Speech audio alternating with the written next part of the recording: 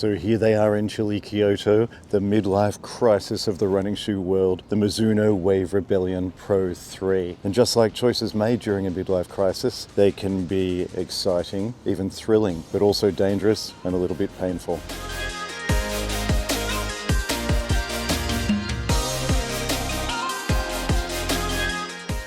So why did I buy these shoes? Well, I'm in Japan on holiday. I wanted to buy some Japanese shoes. Went into several ASICS stores and, like most ASICS stores at the moment, they don't really have anything that you want. ASICS stores are kind of like the pub with no beer or the Apple store with no iPhones. One day they'll get their manufacturing right, but right now it's not happening. So I went to Mizuno, the other big Japanese brand, and saw lots of average looking shoes, and then these jumped out at me for obvious reasons. I am not a heel striker, and I've always wondered why I carry so much weight around on the back of my shoes, particularly with models like the Super Blast, which just have so much meat on the back of the shoe. But as soon as I saw these, I thought, right, they've got rid of the bit that I don't need. So let's see how they go.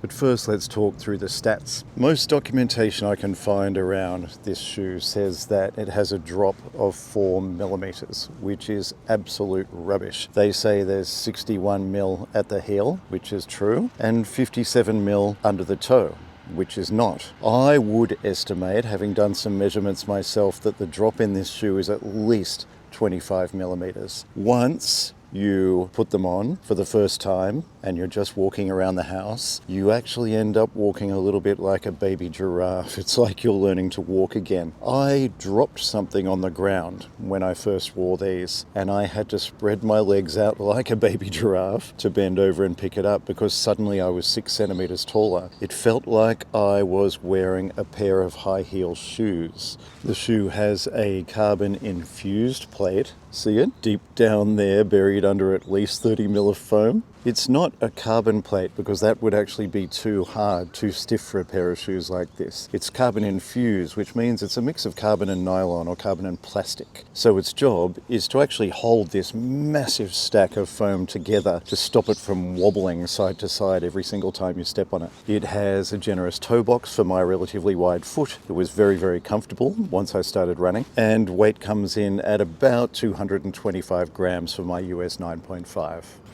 The upper itself is actually really, really comfy. It's got a tiny bit of stretch, got plenty of room in the toe. It breathes really nicely during a run. The laces themselves are a little bit ridged, so they stay in place once you get them tied. They're not fantastic, but they're a lot better than what you get in, say, the Evo SLs.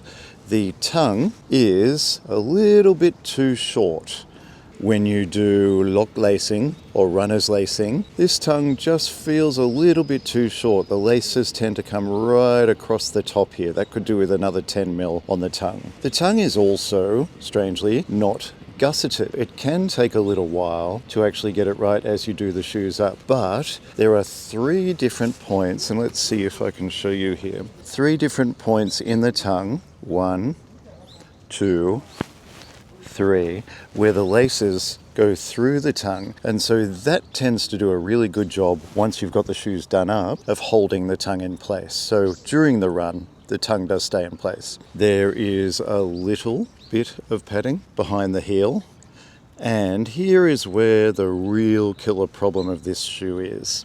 I don't know if you can see this little ridge, this seam running around the back of the shoe. That is actually quite sharp and a little bit hard, and it is frankly unbelievable that Mizuno left that there, because as I'll discuss, that creates a serious problem during a long run.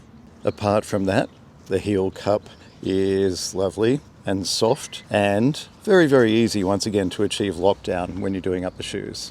Of course, the midsole is where all the magic happens, or perhaps I should say where the madness happens. This massive stack of Mizuno Energy XP foam, which is the name of the brand's elite racing foam. It does a fantastic job of not just being soft and spongy and comfortable as your foot hits the ground, but also giving you lots of bounce, lots of return energy as you launch into that next step. And then, of course, we get to the outsole, which is in this lovely pattern here. And to me, it did a really, really good job. I was running after a rainy night on a very cold morning here in Kyoto. There were lots of leaves on the trail. It wasn't Puma grip. It wasn't the best in the game, but it did a really good job. I didn't slip at all. Now, any conversation about these shoes, the Mizuno Wave Rebellion Pro 3s, needs to be about stack height, about its benefits and its drawbacks. The beginning of my run was in fairly urban parts of Kyoto. I was turning corners, I was hopping on and off curbs, I was running over different levels of pathway, and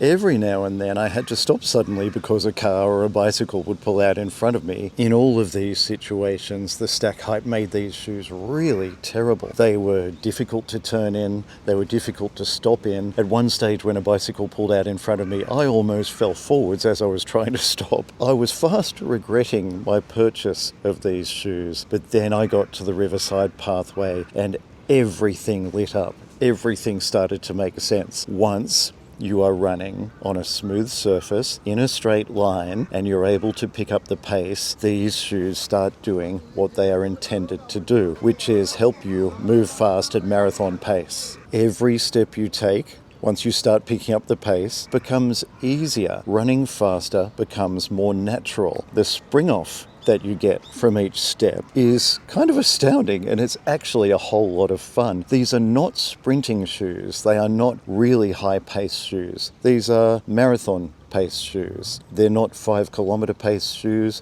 It's possible that they're not even 10 kilometer pace shoes. These are half marathon and marathon pace shoes, and they make that a whole lot of fun as long as you are on an even surface and as long as you are not turning lots of corners. As soon as you start turning corners or having to deal with uneven surfaces, you start having to focus on what the shoes are doing, and that's actually incredibly tiring. That's what I found during my run through the urban built-up parts of Kyoto. I was so having to focus on what the shoes were doing, so having to focus on not twisting my ankle and not falling forwards, not falling flat on my face, that it kind of was exhausting.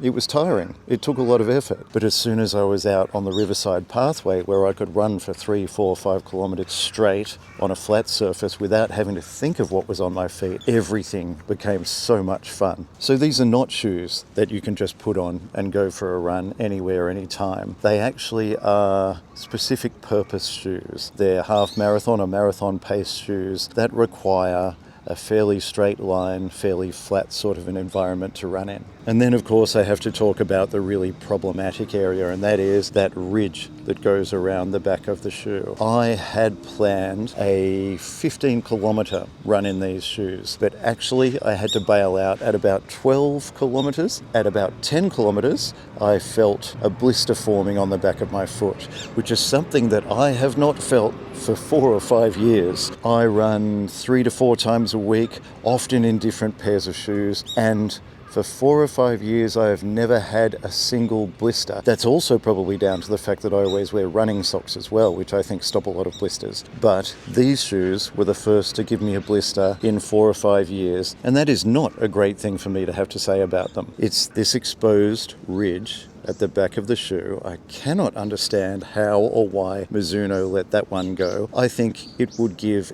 any runner who put these shoes on a blister. So I had to stop at about 12 kilometers because I knew that it was going to draw blood. And I didn't want to have a wound at the back of my foot during my holiday, which is involving several runs with my family.